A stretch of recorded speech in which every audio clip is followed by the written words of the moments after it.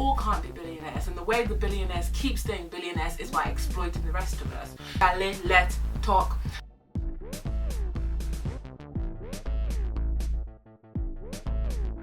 Segment does accompany some drinking.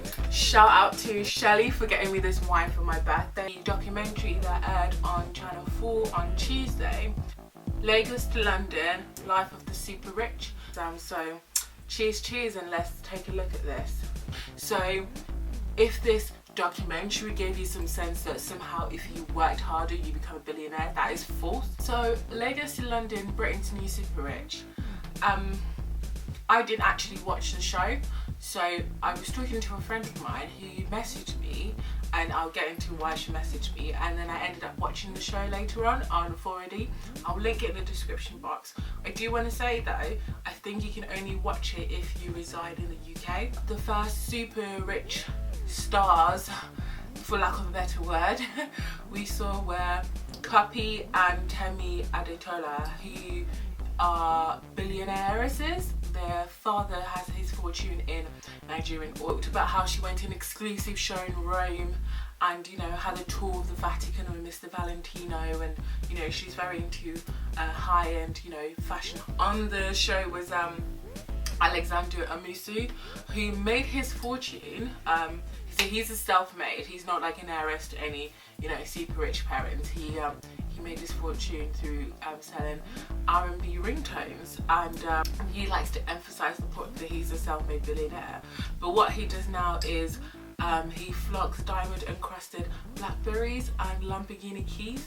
Like, no, seriously, my man showed us this Lamborghini keys that cost, I think, over £16,000.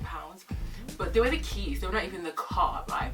And these keys had diamond on them, and that's what he's selling to people. I mean, you must have a whole lot of money and a whole lot of sense to just put diamond on your car keys like your car wasn't expensive enough. It's the epitome of contempt and wastefulness that Nigerians live on £2.50 a day. So Mr. Alexander makes his money this way, and I'll say Mr. Alexander because he's the reason why I got put onto the show.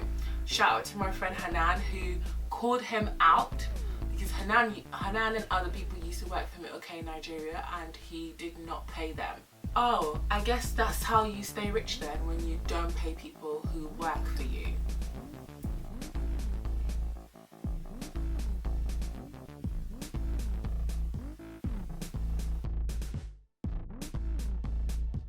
That's a bit of a shame. But then again, I said that is how rich people stay rich. They don't pay other people who work for them in order for them to make more money. One of the things that infuriated me, not the utter, waste and contempt and, the lavish lifestyles. And however, if you're making your money from oil which you don't own, oil that belongs to the rest of Nigerian people, and it doesn't seem like the rest of Nigerian people benefit from you, apart from you and your two children who sit in a lavish penthouse apartment in London and spend your money all day and all night. It just seems a bit, it actually really upset me. It made me angry, and rightly so. Like, a lot of people should be angry about this show. The bit that had me screaming was when Alexander was sat in a I don't know if it was a limo or a Bentley, I'm not quite sure. He was sat in a lavish car, and he claimed that the ordinary Nigerians, that the British people come across, and I'm calling it our cleaners and bus drivers, and I'm just like, but they're honest people earning their money. Like, what is your problem? But this is the problem of a narrative like that. Oh, we can all aspire to be rich and be millionaires and billionaires, but the fact is we all can't be billionaires, and the way the billionaires keep staying billionaires is by exploiting the rest of us. He went on to say that, quite frankly, and I think that this is the other thing, we know what the score is. He went on to say that he can't be a billionaire in the UK, but if he went back to Africa, the opportunity to be one is at his feet. So that's the issue right there, right?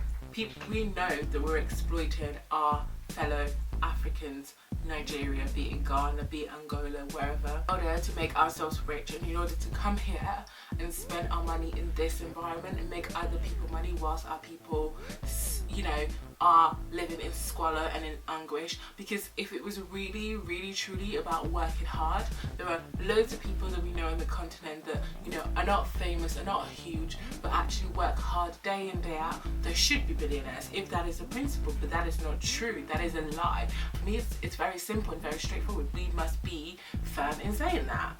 It's the truth. In the documentary, his big thing that he was doing now is launching a luxury brand business. So he's bringing together all the luxury items that all the super rich people on the continent want. Argus cutler for the super rich. Useless waste of time. But that wasn't even the end. He continued to flaunt how he's created the most expensive suit, which was made with like gold lining in it, and the buttons were made in diamond, and it cost a ridiculous amount. So then we swiftly move on to OZ and OC Badiwe, who were, you know, graduates with law degrees, but they spend their time throwing lavish parties in London and Lagos.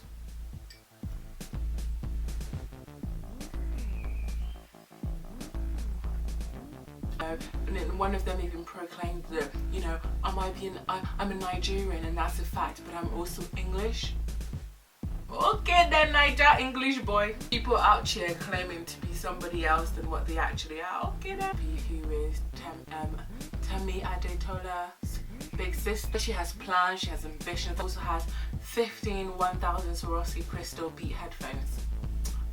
Pretty sure that's like, you know, important kit in like DJing. Yeah, like if you want to be international superstar DJ, 15 Swarovski crystals, Beats by Dr. Dre headphones at like where you need to be aiming for. Like, Anne wants to be out of her father's shadow, which is, you know, it's very nice. I'm sure, you know, having all this money and people just thinking that, you know, you just have money and that's all you are, I guess it can be hard.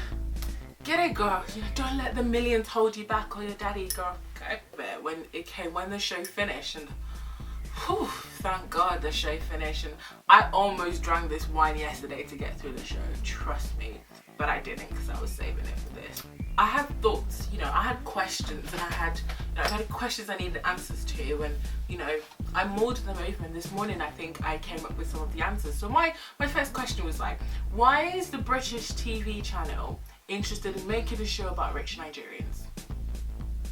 What is going on? Because normally, like, Africans get ignored. Either we're in abject poverty, Ebola, I think that's it. Why has been an hour of TV, primetime TV as well, being dedicated to showing super rich Nigerians, like black people, like African people? Because Britain is co-signing the amass of wealth and inequality, right?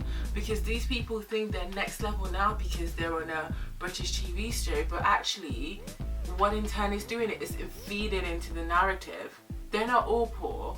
There's some of them who are rich, who, you know, I don't care if you made your billions from oil. However, the oil alone does not belong to you.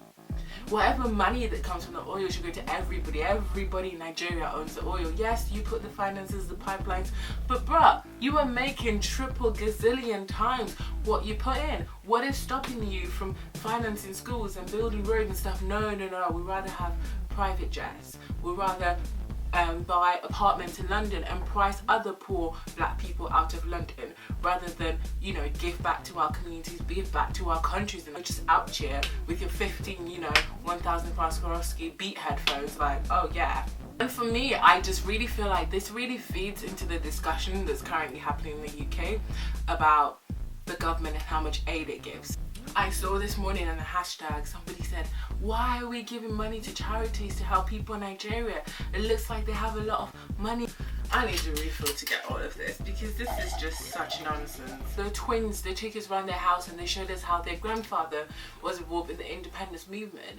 And the independence movement against British, you know, rule and colonization wasn't so that other people could amass a load of wealth and other people could still be poor. It was about equality, it was about justice. And the establishment co-signing this feeds into a very, very dangerous narrative. And currently, you know, that's happening in the UK about aid and why we shouldn't give aid, and, you know, and this helps that, because what can be cited as, well, they are rich people, why are we giving them aid? Even though I don't agree with aid. And oh, Sidebar, really good book to read about aid is Dambisa Moyo, Dead Aid. And you know, the reason why aid is still needed is because majority of people are being exploited. They've got to have some kind of relief. What happens when people watch this? Because I was pre the hashtag all night yesterday and again this morning, and there were a lot of people that seem to get it. Like, I think a lot of people on like my wavelength, which is like, well, you know, if money's missing Nigeria and people are poor, well, we know where it is, right? Then there was also people saying, oh, I need to work harder.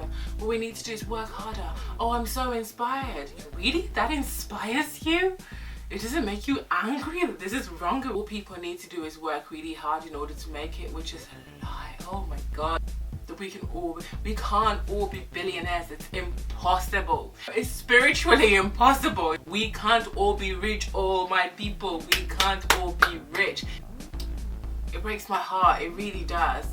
And you know, what have I learned from this show is that once you exploit your own people, your own game to amass a lot of wealth that once you depart this earth you can't even take with you, the British establishment is happy to co-sign it. Because inequality is like so, you know, drastic in the UK. Even here, the gap between the rich and poor has grown bigger and bigger. Wealth was really based on hard work. How many parents would be billionaires? What would it be? Diamond encrusted blackberries? Chale, Clara, or the fact that you contributed to making this world a much fairer and equal society. What would your legacy be? Because we have people that inspire us and people that look up to us, and you know, I have to shout out, you know, Muhammad Ali, who's like really one of my idols, and that man put everything on the line. What are you willing to do? Because you know, Muhammad Ali did that.